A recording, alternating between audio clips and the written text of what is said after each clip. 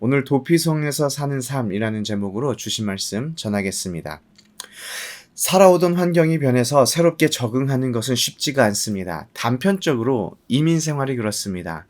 한국에서 익숙하던 삶에서 벗어나 새로운 나라에서 새로운 문화와 새로운 언어를 익히며 새로운 사회에 적응하는 것은 참 힘이 듭니다. 이스라엘 백성이 가나안을 정복해서 정착하는 것 또한 이스라엘 백성의 삶의 모습을 뿌리부터 바꾸는 과정이었습니다. 이제까지는 목축을 하며 이동하며 살았다면 가나안 땅에서부터는 도시에 정착하며 그 도시에서 뿌리를 내려 살아가게 되었습니다. 도시 생활에 적응하는 과정 중에 하나가 바로 도피성 제도입니다. 목축을 하며 유목 생활을 하던 이스라엘 백성들에게는 피해 보복이라는 것이 있었습니다. 자신의 가문과 가족에 해를 끼친 자가 있다면 그대로 복수하는 것입니다. 우리 가족의 일원이 다른 사람에게 죽임을 당한다면 우리 가족의 일원을 죽인 사람을 가서 똑같이 죽여버리는 것이 바로 피해 보복입니다.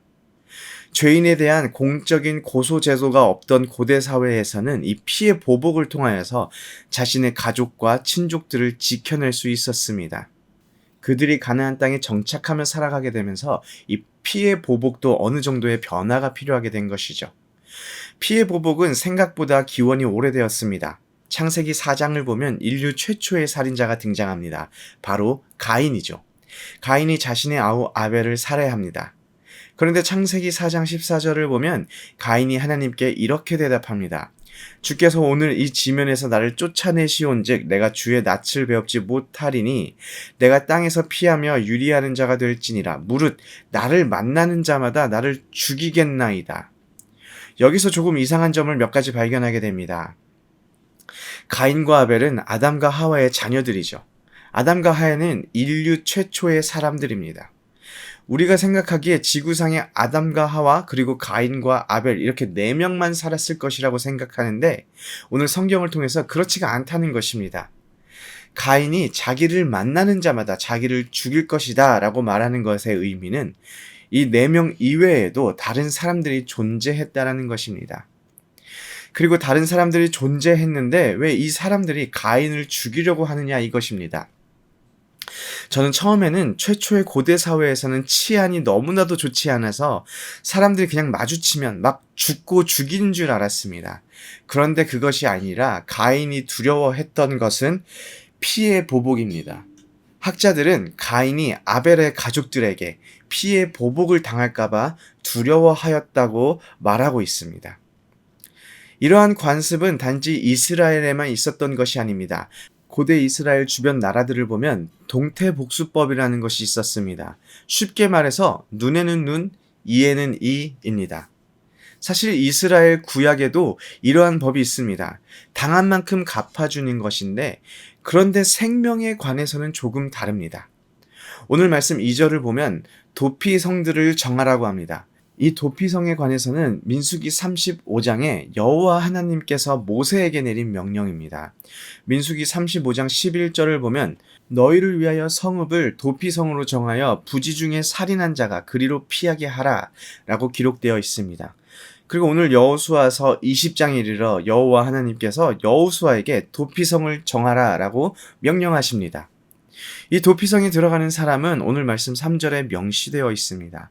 부지 중에 실수로 사람을 죽인 자를 그리로 도망하게 하라. 이는 너희를 위하여 피해 보복자를 피할 곳이니라 라고 기록되어 있습니다.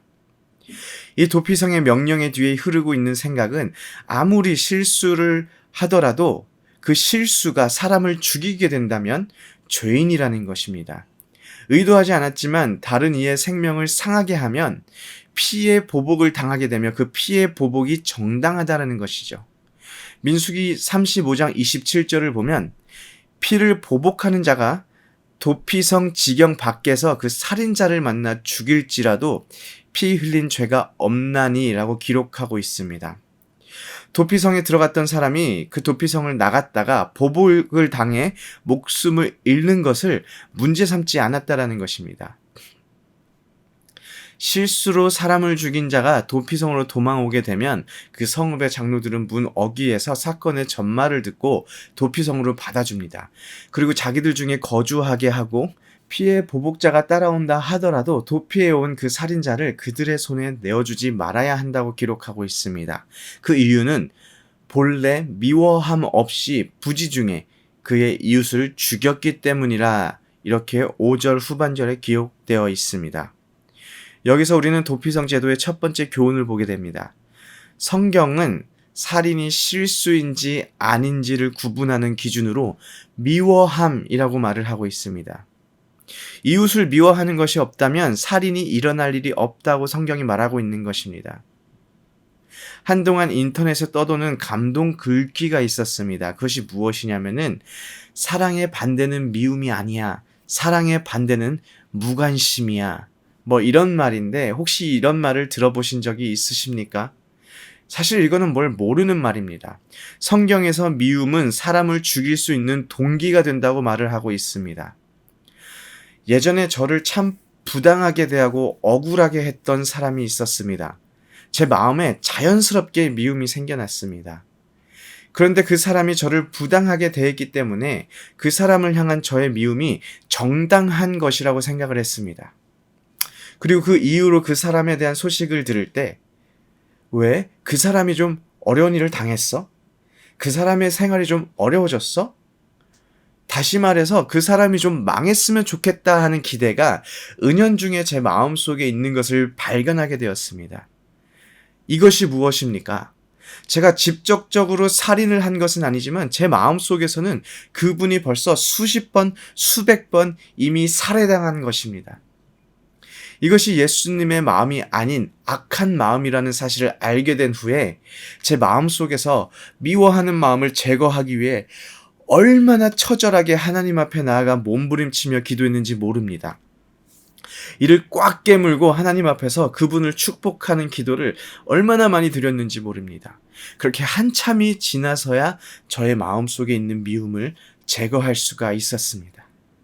혹 우리 가운데 여전히 다른 사람을 바라보며 미움을 품고 계신 분이 계십니까? 내가 그 사람을 미워하는 것이 하나님 앞에서 정당한 일이라고 생각하시는 분이 계십니까? 미움이 살인의 동기가 될 수 있다라고 성경이 말하고 있다라는 사실을 기억하기 원합니다. 잠언 10장 12절을 보면 미움은 다툼을 일으켜도 사랑은 모든 허물을 가리느니라 라고 기록하고 있습니다. 주님 앞에서 미워하는 마음을 끊어내시기를 바랍니다. 두 번째로 도피성을 예수 그리스도의 예표로 바라봅니다. 고의는 아니지만 살인을 저지른 죄인이 도피성에 들어감으로 인하여 피해 보복으로부터 구원을 입는 것을 통해 아담의 죄로 인하여 죄인이 된 우리를 구원하시는 예수 그리스도를 보여줍니다. 그런데 여기서 오해하지 말아야 할 것이 있습니다. 도피성으로 들어간 살인자가 도피성 안에서 어떤 삶을 살았을까요? 우리는 쉽게 생각해서 구원받았으니까 그냥 밖에서 살았던 것처럼 자유롭게 하고 싶은 거 하면서 저녁에는 친구들 모아서 파티하고 낮에는 농사 짓고 남는 시간은 취미 활동하면서 그렇게 살아갔을 것으로 생각합니다. 물론 목숨의 위협에서 벗어난 자유로움은 있었지만 그 사람은 도피성에서 제사장을 돕거나 성전에서 봉사하며 사역하는 삶을 살아가야 했습니다. 즉 마음대로 살지 않았다라는 것이죠. 이것이 무엇을 말하고 있는지 아십니까? 우리는 구원을 받았기 때문에 예수님께서 우리의 죄를 용서해 주셨기 때문에 감사하면서 마음대로 살고 싶은 대로 우리가 원하는 대로 그렇게 살아갈 수 있다고 믿지만 사실은 그렇지 않다라는 것입니다.